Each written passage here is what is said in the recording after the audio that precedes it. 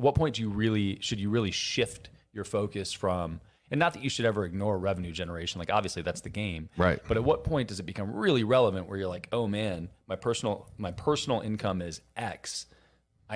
Now I have a new set of things that I can deploy. I have a new set of things that I can attack. Look, there's so much. Once you have $660,000 of net income, you have game-changing tax strategies available to you, like big dollar tax strategies, not like a couple tax deductions here. They're like major advantages, and most people they don't deal with it because their tax person's a historian, just says, oh, you had a good year, Brad, here's what you owe. That's not helpful, right?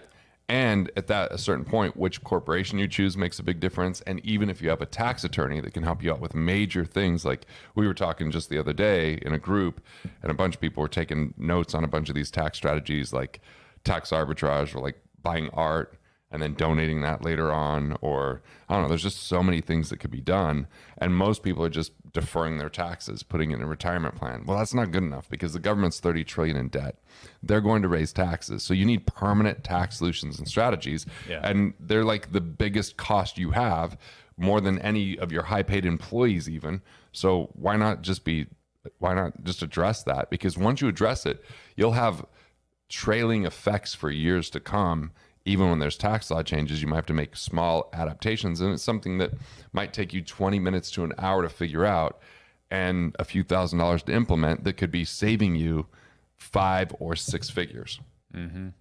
Yeah. Well, so 660 is the number. That's like the big number. Like you could still save under that. But if you're at that number, you get a whole different world of tax strategy.